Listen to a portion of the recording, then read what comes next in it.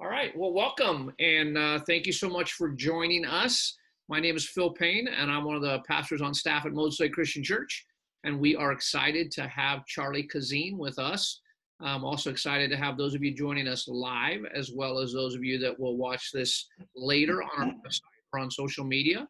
And the goal tonight is to get to know you, Charlie. So, first of all, welcome to church. Welcome to our community. And super excited to have you on staff with us at Moses Lake Christian Church.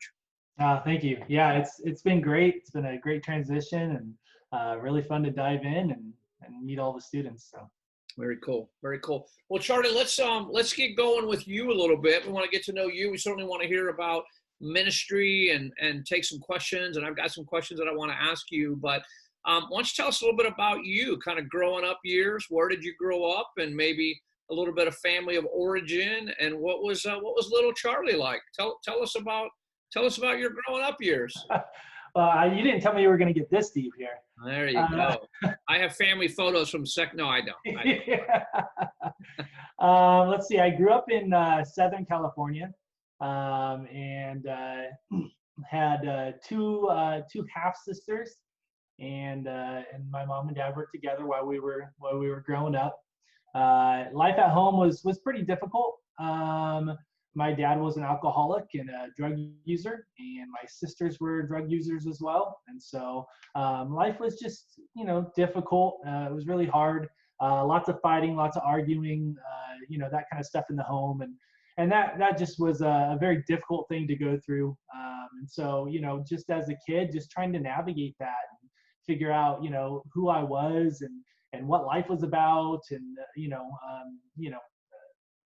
just dealing with all of that strife and that conflict in the house was pretty difficult. So yeah, I mean, other than that, my parents loved me. They did the best they could. My mom was always there for me and trying the best she could, and my dad, he had his issues, but he did the best he could, and he tried. So I love my parents very much, and I'm very thankful for where I came from. But yeah, life was life was a little difficult growing up. So Wow. Let's talk a little bit about faith and your faith journey. Did you grow up in a home learning about God? How did you come to know about God, and how eventually did you come to know Christ as your Savior? yeah, faith in my house really wasn't a topic that we brought up. My dad was a non-practicing Catholic. And my mom was very into mystical, things, tarot reading and palm reading, and all kinds of stuff like that. So, I had lots of questions. I had no idea, what life was all about, what my purpose was, or anything. So, when I was about, because of my family and everything that was going on, I was constantly trying to seek truth. I was trying to find some purpose to life. And I would say that was a main theme of my growing up, is just trying to find some type of purpose, trying to find truth, because I felt like I was always up against, conflict, and I had no answers to why all that stuff was happening, and who I was, and why I was even in this world. And so when I was about 19, I went to a Harvest Crusade, and they were given the big, invitation for everybody to go down. It was at Angels Stadium, and I'm a huge Angels fan, so I was very excited about being at the Angels Stadium. And they invited everybody to go down to the the grassy area if you accepted Jesus. And I was like, this is my chance, but I'm with my then girlfriend, so I'm like, I can't go down there, like that would be weird. So I could tell her sister, who was sitting like close to us, she was like on my other side, was kind of feeling like maybe she should go down there. And I thought, hey, this is my opportunity. So I turned to her and I was like, hey, Gwen, what's going on? She was like, well, I feel like maybe I should go down there. And I'm like, yeah, we're not promised tomorrow, Gwen, And I'm not a believer, but I'm like telling her, like witnessing to her, like, you need to go down there. And so I said, look, I'll tell you what I'll do. I'll go down there with you. And she was like, okay. She starts crying, and I'm thinking, yes, I did it. I'm going to go down to the stadium here. So I'm on the stadium, and they're, he's telling everybody to close their eyes and, everything. And I'm just like walking around, kind of like, this is amazing. like totally oblivious to everybody that's getting saved. I was like literally thinking about the games that I'd been to and everything. And it was a weird situation, because they came around, they gave Bibles to everybody, and they came to me and Gwyneth, who was the girl I brought down there, and they said, did you accept Jesus? And she said yes, and they gave her a Bible, and then they looked at me and they said, did you accept Jesus?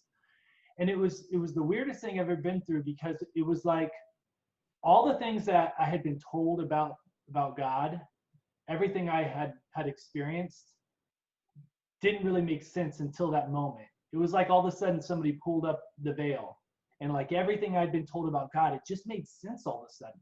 And I knew who he was, and I knew, what he was doing, and what he wanted from me. And so I instantly said yes. And, Gwyneth was like, wait, what? And they gave me a Bible, and, I went home and I prayed. I said, God, if I'm going to do this, I need your help. And at that point, I got a call from somebody that was way in my past, who told me to come to church. I got a call within the hour about that. And I moved forward. So. Wow. God and baseball and Greg Laurie all coming together. That's it. That trifecta. That is awesome.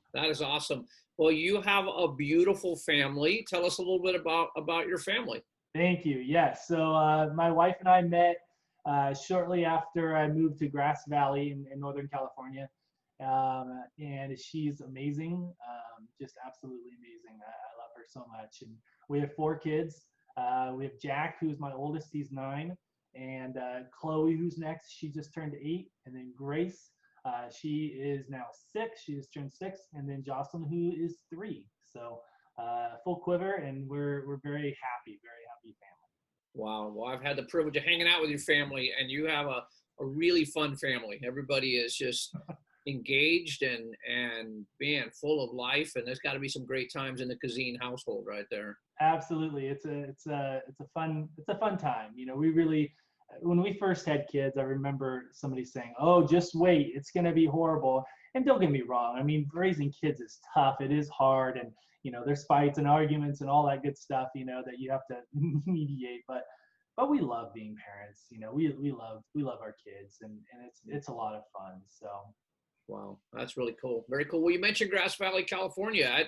I know you were in California before you moved to Moses Lake. What were you doing in California? What were you guys doing there? Yeah, so I moved up from Southern California to Northern California, to a little town called Grass Valley. And I moved up there because I'd heard about this ministry called Christian Encounter Ranch that was taking in abused and struggling youth, kids that were just dealing with, trauma in their lives. And so I came up there as an intern, did 2 years as an intern, and then just ended up staying because I loved it so much. And then about 2 years after I was done at the ranch as an intern, I met Melissa, and so that's when we started our family. But I went back to Christian Encounter Ranch a few years later. I'd done some jobs in between, but we always knew the call eventually would be ministry. And so I went back, and I was the director of operations. I handled all the operations of the ministry, and I worked with all of our volunteers, did all of our fundraising, and then I also went and did recruiting. So I go different places, travel and recruit for interns, and then just go to different churches and preach, and we worship, and just kind of promote the ranch. So yeah, I was there for like 7 years, I think. And it just got to a point where we realized, I want more hands-on with the students, and that's really wasn't my job there. It was something that I incorporated into my job, but I really wanted to be more hands-on. I wanted more control over just really connecting with the students, and just didn't feel like I was getting enough of that there because it wasn't my role. And so my wife and I prayed. We prayed for probably a year about that decision, and realized it was time to make that change. And the natural progression was just youth ministry. And so, we just felt like God had been preparing us for this, and we had been doing it for so long, working with youth for so many years, that, we were just really excited to make that change. So. Well, you have some connections here in Moses Lake. You got some family, or your wife has some family. What's your connection? Yeah, so my wife Melissa is cousins with Brian Morris, your daughter's husband. So yeah, so they connected us. All right, that's super cool. Super cool. I remember in that process for us as a church, looking for a youth pastor and hearing your name pop up and getting a chance to be a part of that process and just seeing God's call upon your life and God opening the door for us at Mostly Christian Church. And we're so glad as we walk through that and super excited to see God just guide that whole process. Your passion and heart for hands-on ministry and our need and desire to have somebody come in with hopefully some experience and a family and really bring a tremendous gift in youth ministry to our church. So we're excited about that. Charlie, let's talk a little about the family today in general, family and students. Man, as you look at our culture, our country, as you just look the state of family and students, where do you see family and students at today? Yeah, it's an interesting question, and I really think it's a difficult time for families. And the reason I believe that is because there are so many distractions that are happening right now. With social media and news. I mean, everything is pointing us away from family. Everything is pulling us away from family. And so that creates a massive distraction. I mean, when I come home to my family, I've got my phone, but it's off the hook. People are ringing, calling. If I want, at any point, I could connect with any of my friends outside of the home. So there's a draw to that. And so for families, that's really tough. And so they're constantly on the run. Food is very easy to get. So, you can go anywhere and grab food. So there's this constant pull that are taking families away from that time to connect and really bond. And that's unfortunate. And I know that was true in when I was growing up. I think it's even more so true now. So unless families are really purposing themselves to spend that time together and really connect with each other and set guidelines for the home and how that looks, and creating traditions with each other. Unless they're doing that, it's a very difficult time to be a family. And students, I posted something on Facebook recently about this, but I think back to my time at school. When I was at school, I was on. I had to maintain this level of who I was at school with my friends. And when I left school, I could be off. I didn't have to worry about that. I was away from all of it, and I didn't have to worry about it until I went back to school. But now, with social media, they're constantly on. And so they're always on. It's how many likes am I getting? How many follows am I getting? Am I posting enough? Do people see me? And so it creates this environment where, again, students are feeling the pull to social media, to acceptance on social media. They're getting bullied on social media. It's a very difficult time to be a student in this atmosphere, in this culture. And again, without boundaries, without parents that are really guiding them through that, it can be very toxic and very hard. So I think it's a very difficult time for families and for students right now. And it's something that really is pulling on my heart, what can we do to solve that? What can we do to assist families, to assist students, and to guide them through that process? Wow. Well, let's keep going with that same topic there, because I agree. There's a lot competing for a family's attention, students' attention, and man, you've come into Mosaic Christian Church, and you're in charge of junior high ministry, high school ministry, and certainly get a chance to jump up and worship, and you'll help with some of the preaching. But really, your primary role is to reach out to students and their families. What are you excited about at Mosaic Christian Church? What are you excited about in junior high ministry and high school ministry? And how do you see the church playing a role in that and helping the family and helping students today? Yeah, it's an exciting time to be a youth pastor. I've been talking with a lot of my friends who are youth pastors as well, and the opportunity that we get to play a significant role in the lives of these students is huge. I'd say for high school, one of the things I'm most excited about basically is just the idea of being able to enter in their lives during this time of, it's exciting for them. They're moving forward and they're about to enter into adulthood. And so they're prepping for that. They're trying to figure out what that looks like. They're trying to figure out, what are the things that I need to do to get ready for that? And how do I function in this society, in this culture, with social media and all these pools and all this, all these things that are happening? How do I function with all of that, and be healthy? And so I think the exciting part for me is coming alongside of them, and giving them guidance with that. Some students are going to have that from parents, and that's great. And so we'll come alongside the parents and do that. But with parents, even, sometimes, they're lost with all of this. And so to be able to come alongside of them as well with the students and help them through this process. So that really excites me. I'm really excited about being in that role with students, especially with our high school students.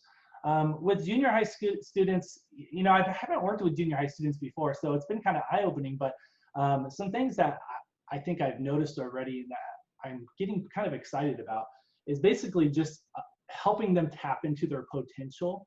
Some of them are just starting to realize their gifts and talents.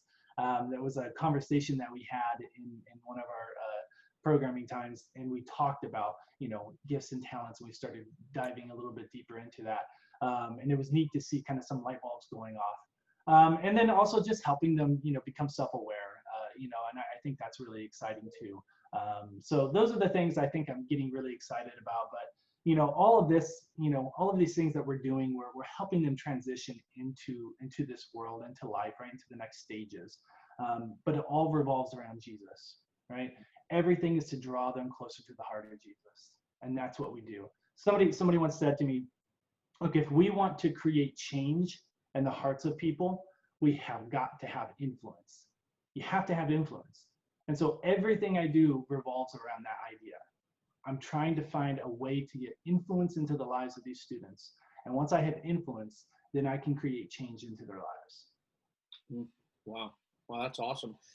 Tell us a little bit about specifically junior high and high school ministry at Moses Christian Church. What's that going to look like? What is it currently looking like? Maybe what's a typical night that students come to, and what can students and parents expect as they show up at MLCC for youth ministry? Yeah, absolutely. So, Wednesday nights, 6 p.m. to 7:30 p.m. are our junior high kids. When they come in, they're greeted. Right now, we have Kayla and Jonathan that are helping out. They're absolutely amazing. They were actually running the youth group right before I came, so they've been amazing. So when kids come in, I think the first thing is just we're making sure they feel welcomed, greeted. They're coming in and kind of transitioning into to that atmosphere. And so I think that's important. So at that point we're playing games, we're playing ping pong, or different things that's going on. They're talking, we're engaging them, those kind of things. And so we let that go on for a little bit, and then we transition into some type of game that we all do together. And typically the game will be kind of geared towards the message, but it may not, but most likely it's going to be geared towards the message. And so we'll do some type of game, just have fun, just allow them to just kind of relax and have fun and be silly. And I think with junior high especially, it's all about just kind of being a little over the top and having a little bit of fun. So after that, we typically will go into a short message. And so we'll do some type of short message and possibly do a song or two with worship. And then from there, what's most important is we break into small groups. And so that's really the biggest thing that we're doing, is where everything's gearing towards the night. We're implanting some type of idea or message into their minds to think about and to chew on. And then we're breaking up into small groups, and then we're giving them opportunities to talk to each other, talk to us, ask questions, and kind of chew on that idea a little bit more. And so really everything is geared around small groups. That's really, really important. And that really is the cornerstone of what we're doing. Is, I've been a part of groups where, they've met, they've given, a half hour, 45-minute message, music, and then they go. But, they're not really given the opportunity to talk about those things. And really that's important. So yeah, that's junior high. With high school, it's pretty much the same thing. There might be a little bit, of times for a little bit more deeper, contemplation over things. I might give them some time to just kind of sit and write things down. but it's pretty much the same thing. The message is going to be geared a little bit more towards high school. When I do the message, it's the same, but the way it's delivered is a little bit different. The content might change a little bit just because of the age group. And so we kind of, gear it towards the age group. And then after we're done, it's just kind of hang out, talk, and let them kind of run around and have fun. So awesome. So I'm hearing junior high on Wednesday nights from 6 yeah. to 7:30. Yes, and then high school meeting. Yeah, high school's on Sunday nights, 6 to 7:30 as well. Okay, fantastic. We've talked about the family and students. Obviously, parents are a real key part of youth ministry. How do you plan to keep parents in the loop, communicate with them, resource them, equip them? What kind of parents expect at MLCC in regards to youth ministry? Yeah, when I was looking at youth ministry, somebody told me, look, you really have three people that you're pastoring almost. You have three people that you're going to be working with. You have the students, you have your volunteers, and then you have your parents. And they're all equal, very, very important. Obviously, everything is geared towards your students and what you're doing. That's your ministry. But really, you're also working with volunteers, and you're working in partnership with parents. And I think that's the biggest key, is in partnership with parents. So it's all about taking what are we doing at youth group and then moving it forward and allowing the parents to be a part of that as well. That's why, I post what I'm doing on Facebook. I started posting our messages on YouTube and allowing people to go on there and see our message there as well. So if they have any idea, have a question of what we're learning, they can go on YouTube and see that there. I'm posting, just resources for people on Facebook. We're gonna also do email, because I know a lot of people aren't doing Facebook, so we're gonna be doing that as well. But really, it's about walking in partnership and making myself available to parents that may have questions, or may want to talk to me further about their child. Hey, little Timmy is having difficulties in this area. Can you help us in that? Can you walk alongside of us in that and help us as we go through that? So, those are the things. The parents, they're raising their kids, they're loving them, they're doing their job. So the idea is, how can I help them? How can I come alongside them, and how can I support them? So parents are an integral part of what we're doing here. It's not separate at all. It is, again, in partnership with them. Awesome. Are you guys, I know you mentioned you've got a Facebook parents page. Is that right? So that's So if they basically if they want to be on that page, it's a closed group, and that's for a reason. Just because there are things on there that we don't want really just everybody seeing. It's just our group. So if you want to be part of the group, you can either reach out to me, or if you go onto Facebook and in the search menu, if you just type MLCC space youth space parents. So MLCC youth parents, it'll pop up with a group. You just hit it, request join. That request will come to me, and then I can approve you to be on that group. And so that's an easy way for you to get all of the information. I'm posting, what's happening. I'm posting any type of events that we're doing. I'm posting, when we're doing our youth group, I'm posting that day to let you know, hey, just in case you forgot, it's Wednesday, it's Sunday, we're doing group tonight. So I'm posting everything on there, so that, they can always see it on there.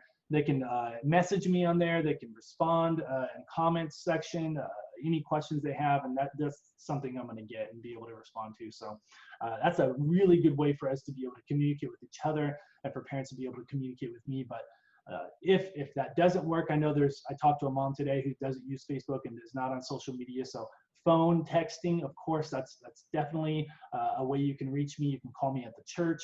I'm there Monday through Thursday. And then you can also just email me, and that works too. So, I would encourage you, if there's a particular way that you would rather get contacted or get information, just reach out to me. Let me know. Currently, what we'll be doing is Facebook and also emails. I post on Instagram, but really that's for the students, because that's primarily where the students are on Instagram. I had to open myself up to that world and figure it out. Same with with some other things, but figuring all that out so that they have the information too. So. Awesome, awesome, awesome. So you got weekly youth group. I know you're trying to partner with parents and get that word out there. What are some of the fun activities happening as we look at the next couple of months, or even this month? What's some of the things we can be thinking about in youth ministry, and what were some of those activities? Are you doing activities often? What's your thoughts on that? Yeah, so activities are really important. Especially in a small town like this, it's always nice to have activities because it gives them just an additional thing to do. We're not Southern California, New York, or any bang in a big city, so it's nice to have events for them and just give them something to do. And again, while we do events, it's to earn influence in their lives. You know what I mean? It's to connect with them and to build this idea of community and family. So we're continuing to do that. So let's see. Yeah, we try to do. We basically have done an event every month. So we'll either do 1 or 2 events every month. If we do 2, typically the second event is going to be on a programming night, so on a Wednesday or a Sunday night, and it'll be kind of a themed night. So for instance, in October we did a Saturday night movie night where the kids were able to come and be a part of that. We watched Princess Bride, which was really fun, and we just did an event. It was a Halloween event. It wasn't something I had planned, but it was widely requested, and so I said, okay, I better do this because they really want a Halloween night. And because of COVID, it just kind of was something I wasn't planning on. But once it got requested, I said, okay, how can we make this work with COVID? So we're going to be doing another Halloween night this Sunday for the high schoolers, and again, carving pumpkins. We're going to provide the pumpkins for them. We got candy, we've got games, I've got gift cards to giveaways, all kinds of stuff. So it'll be a lot of fun. So that's this month. In November, we're going to be doing a live Clue event. And so we'll have people in different rooms. We'll have spaces all throughout the entire church. We'll roll the dice. The kids will be in groups, and they'll be able to go on the different spaces and visit the room and ask questions and write down and then basically solve who done it. And so it'll be a live Clue event. It'll be a lot of fun. We'll have some surprises for them, and I'm excited about that. I think it's going to be a lot of fun. So that's in November. And then in December, we're going to do a big Christmas party for them, and that'll be probably at my house. And we'll just invite everybody over. We'll have a good time. They'll destroy my house. It'll be great. And so we'll do probably like a white elephant gift or something along those lines. And so that's December. And then in January, we are going to do an escape room event. And so I'm really excited about that. A lot of the students are really excited about that. So what will happen is we will set aside 2 to 3 days that we'll probably do this event.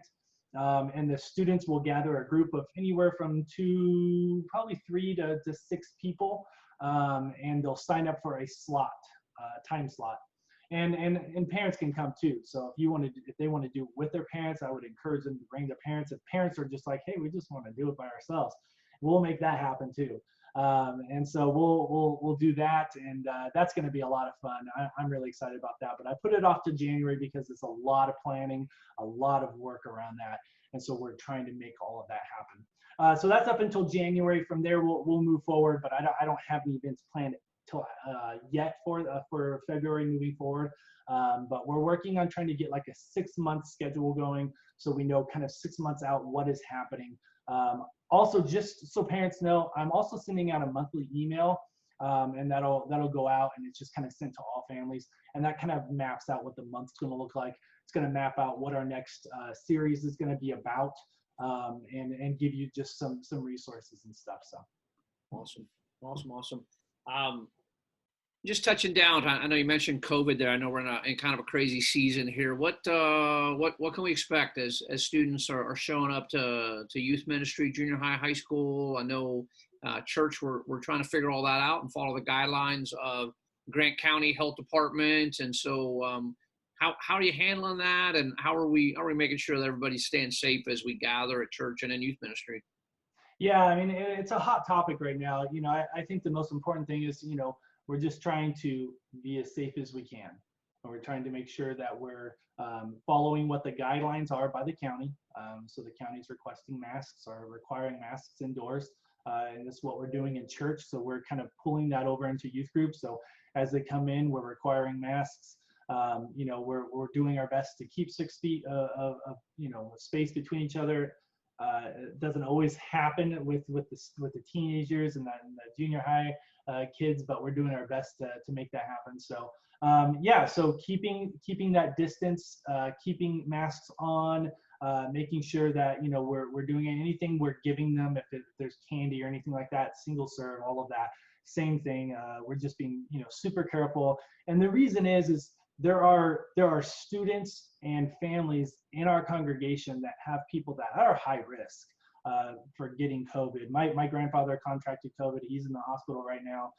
He got pneumonia. He's 95. So for some people, this is a very big threat and something that could be very scary.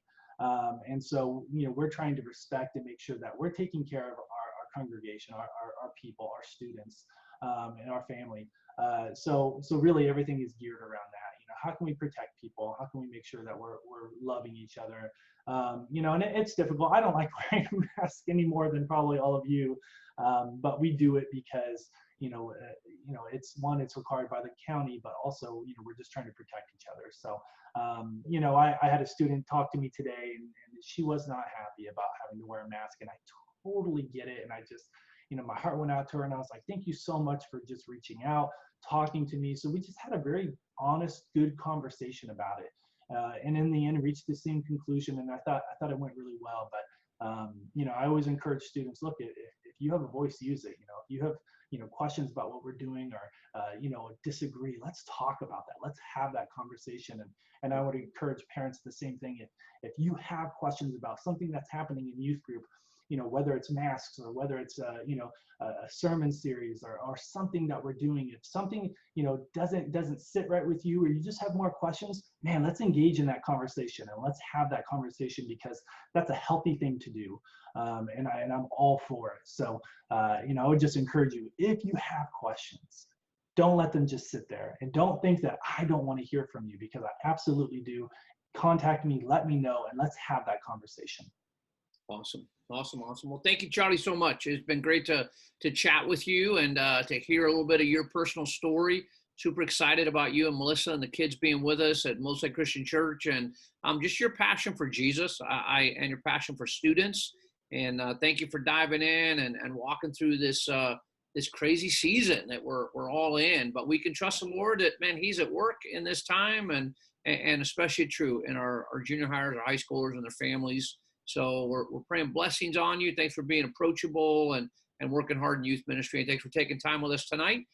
Thanks for those of you that have joined us live. And again, for those of you that are going to watch it later on a recording.